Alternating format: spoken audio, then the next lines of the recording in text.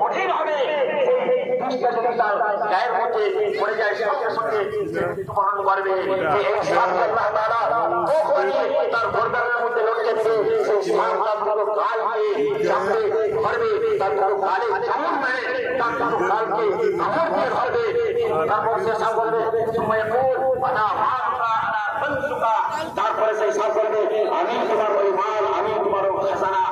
এই কথাটাই হাদিস রাসূলুল্লাহ সাল্লাল্লাহু আলাইহি ওয়াসাল্লাম বর্ণনা করার পরে তারপর রাসূলুল্লাহ সাল্লাল্লাহু আলাইহি ওয়াসাল্লাম কোরআন আয়াত বর্ণনা করলেন ওয়ালা ইয়াহসাবান্না আল্লাযীনা ইয়াবখালুনা বিমা আতাহুমুল্লাহু মিন ফাদলিহি ওয়া খায়রুন লাহুম বাল হুয়া শাররুন লাহুম ওই ব্যক্তি যাদেরকে আল্লাহ তাআলা মাল দৌলত খাজানা দিয়েছে সেই ব্যক্তি তাদের মাল আল্লাহর রাস্তায় খরচ করে না এবং সেই মালটাকে তারা জমা করে তারা ভাবে যে আমরা খুব একটা ভালো কাজ করে ফেলেছি যদি যাকাত দিয়ে দিতাম তাহলে আমাদের মাল থেকে এটা মাইনাস হয়ে যেত সেটা তার জন্য সে ভালো মনে করছে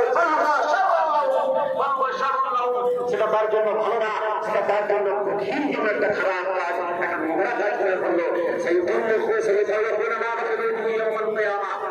তারপরে ওই মালটাকে আল্লাহ তাআলা কিয়ামতের দিন তার গলার চোখ বানিয়ে দিবে ওই সাপ আকারে কিংবা আগুনের আঙ্গার আকারে আল্লাহ তাআলা তার গলার একটা হার বানিয়ে আল্লাহ তাআলা লটকে দিবে ওয়ালিল্লাহি মিরাসুস সামাওয়াতি ওয়াল আরদ আল্লাহু বিমা তা'মালুনা খাবীর তোমরা অর্থ এই জমিনের অর্থ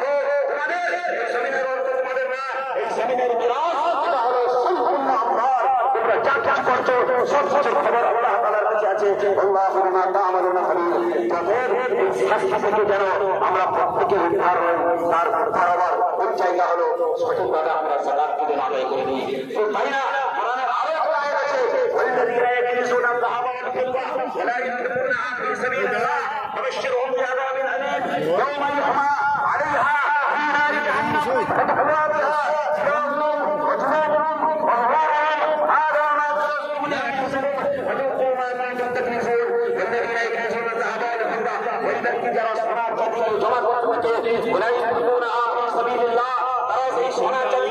আল্লাহর রাস্তায় খরচ করে না ফাবাশশিরহুম বিআযাবিন আলীম তাদেরকে কঠিন শাস্তির খুশখবরি শুনিয়ে দাও সে কঠিন শাস্তি কি ইউহমা আলাইহা ফি নারি জাহান্নাম তাদের যত খাজানা সোনা চাঁদি মাল দৌলতকে জাহান্নামের আগুনের আঙ্গারা বানিয়ে দেওয়া হবে আর ফি নারি জাহান্নাম ফাতাহওয়া বিহা জিবাহুম ওয়া জুনুবুহুম ওয়া ظهورهم সেই আগুনের আঙ্গারাটা তার পেশানির মধ্যে চিপে ধরা হবে তার মুখের মধ্যে চিপে ধরা হবে তার পুষ্পের মধ্যে চিপে ধরা হবে তার বলা হবে হাযা রাকুলুম বিআনফুসিকুম ফাযুকু মা কুনতুম তাকনিজুন এটা ওই খাজানা যেটা তুমি তোমার জন্য জমা করেছে যার সঠিকভাবে আগে যাকাত আদায় করেছিল না আর আজকে সাজ তুমি বহন করো তার শাস্তি তুমি জানতে পারবো দেখুন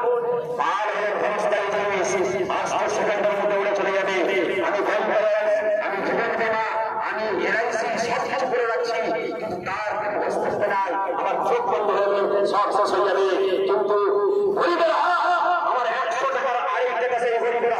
তার হককে কিন্তু আমি জানাচ্ছি আদায় করে দুনিয়া থেকে না যায় তার হককে আমরা যেন অতি অবশ্যই আদায় করে দুনিয়া থেকে যাই এই বলে আমি আমার সংক্ষিপ্ত কথা শেষ করলাম তারপরে ভাই 2 থেকে 3 মিনিট একটু ঈদগাহ সম্পর্কে কিছু কথা বলবো তারপর নামাজ হবে আমাদের আজকের ঈদগাহ শুধু আমাদের জেলার মধ্যে একটা ঐতিহ্যবাহী ঈদগাহ না দক্ষিণবঙ্গে কলকাতা